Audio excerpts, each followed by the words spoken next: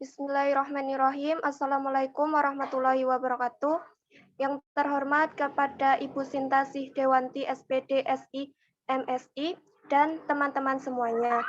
Pada kesempatan kali ini, kami dari kelompok 4 akan mempresentasikan hasil kerja kelompok kami mengenai model penilaian kelas. Next. Kelompok dari 4 yang pertama Siti Nur Suciati, 2 Ayu Sulistia Kumening, 3 Muhammad Ibrahim, 4 Ahmad Hushildan. Materi yang akan dibahas pada kesempatan kali ini yaitu yang pertama tes pilihan ganda, yang kedua tes 2 pilihan, yang ketiga tes jodohkan, yang keempat tes sebab akibat, yang kelima tes isian, yang keenam tes jawaban singkat, dan yang ketujuh tes uraian. Untuk yang pertama ini akan dibacakan oleh rekan saya yaitu Mas Ahmad.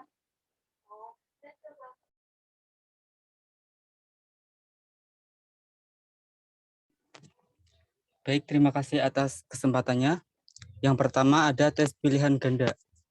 Lanjut.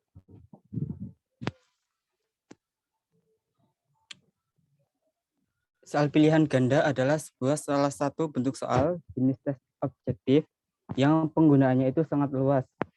Seperti pada ujian nasional, kemudian juga ada ujian kenaikan kelas, dan lain sebagainya.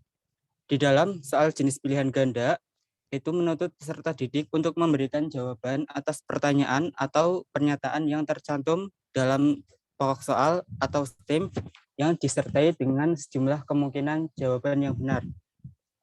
Biasanya itu ada 4-5 pilihan jawaban yang benar. Kemudian, soal pilihan ganda juga memiliki keunggulan dan kelemahan. Yang pertama, untuk keunggulan yaitu dapat mengukur berbagai jenjang kognitif mulai dari ingatan sampai dengan evaluasi.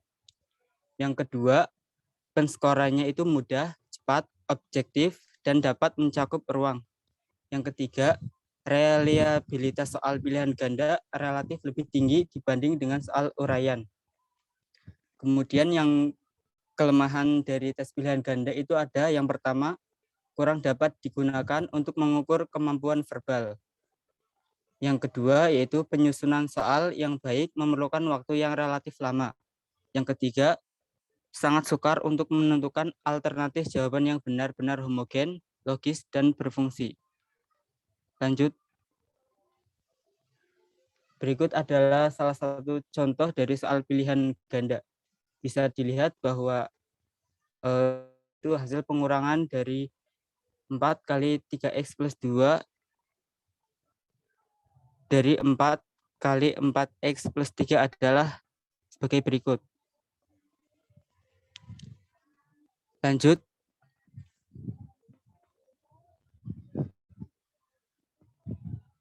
Lanjut. Kemudian ada tes 2 pilihan.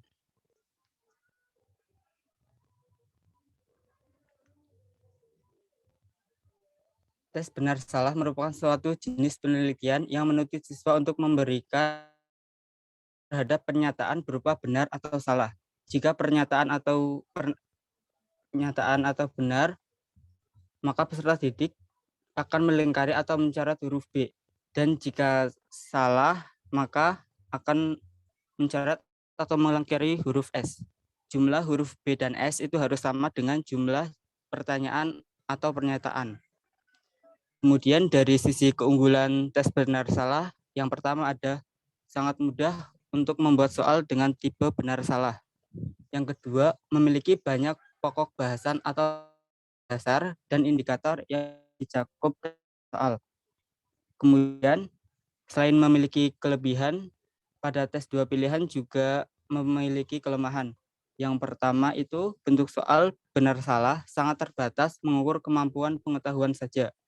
Yang kedua, guru kesulitan dalam menentukan apakah peserta didik memiliki kemampuan sesuai dengan yang diukur dalam soal.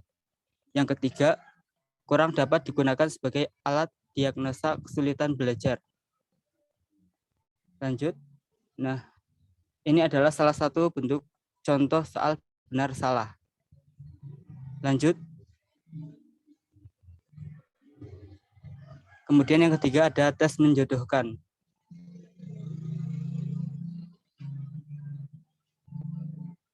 Berikut ini adalah salah satu contoh dari tes menjodohkan.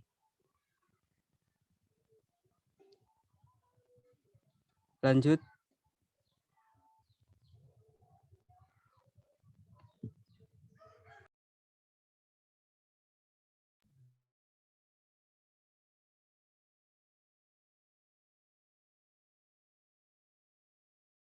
Baik, yang selanjutnya tes sebab akibat.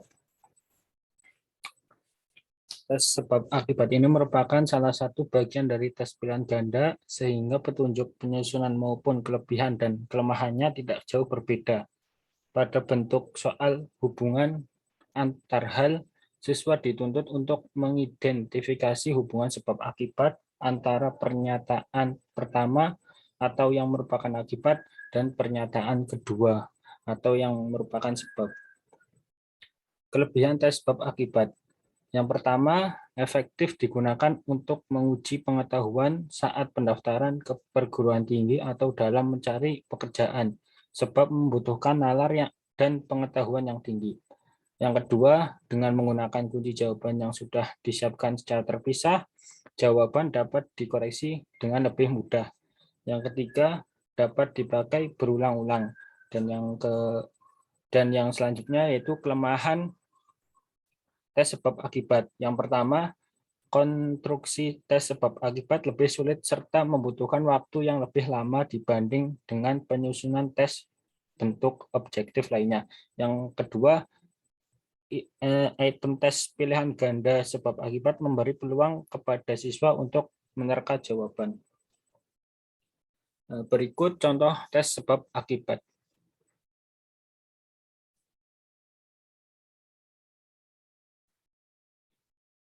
Baik, yang selanjutnya tes isian.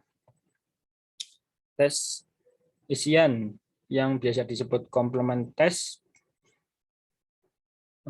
yaitu tes menyempurnakan atau tes melengkapi. Komplement tes tersendiri atas kalimat-kalimat yang ada bagian-bagiannya yang dihilangkan. Bagian yang dihilangkan atau yang harus diisi oleh murid. Kelebihan tes isian. Yang pertama, sangat mudah dalam penyusunannya. Yang kedua, lebih menghemat tempat atau menghemat kertas. Yang ketiga, persyaratan komprehensif dapat dipenuhi oleh tes model ini. Berikutnya, kelemahan tes isian. Yang pertama, lebih cenderung mengungkap daya ingat atau aspek hafalan saja. Yang kedua, butir-butir item dalam tes model ini kurang relevan untuk diajukan. Dan yang ketiga, tester kurang berhati-hati dalam menyusun kalimat dalam soal. Berikut merupakan contoh tes isian.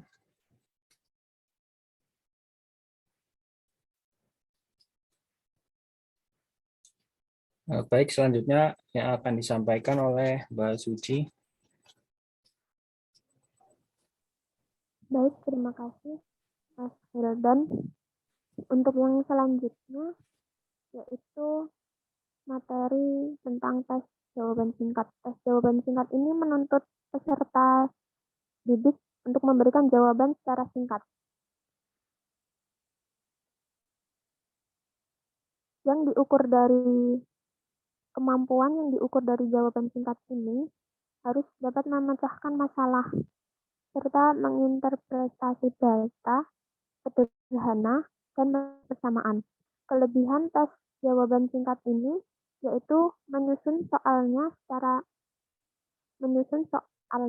relatif mudah, menuntut siswa untuk dapat menjawab dengan singkat dan tepat. Hasil penilaiannya juga cukup objektif. Lalu adapun kelemahannya yaitu kurang dapat mengukur aspek pengetahuan yang lebih tinggi dan memerlukan waktu yang lama untuk menilai, sekalipun tidak selama berbentuk uraian. Menyulitkan pemeriksaan apabila jawaban siswa membingungkan. Contohnya, seperti berikut. Lalu materi berikutnya tentang tes uraian. Tes uraian ini merupakan pernyataan yang menuntut siswa menjawab dengan bentuk menguraikan, menjelaskan, dan mendiskusikan atau membandingkan, memberikan alasan. Kelebihan dari tes uraian ini yaitu dapat mengukur kemampuan menyajikan jawaban terurai secara bebas, mengemukakan pendapat, dan mengekspresikan gagasan-gagasan yang menggunakan kata-kata dengan kalimatnya sendiri. Kelemahan dari tes uraian ini yaitu jumlah materinya atau pokok bahasan relatif terbatas. Waktu untuk memeriksa jawaban juga lama dan pensekorannya relatif subjektif. Contoh dari soal tes uraian ini sebagai berikut. Di sini soalnya harus tuliskan langkah-langkah, berarti mendeskripsikan atau menguraikan, menjelaskan. Siswa dituntut untuk menjelaskan. Terima kasih. Saya kembalikan kepada moderator. Terima kasih atas penyampaian materinya. Dari sini dapat disimpulkan bahwa model penilaian kelas terdiri dari tes pilihan ganda, tes 2 pilihan, tes menjodohkan, tes sebab akibat, tes isian, tes singkat, dan tes uraian, di mana setiap masing-masing tes memiliki kelemahan dan kelebihan masing-masing dan memiliki bentuk yang berbeda-beda.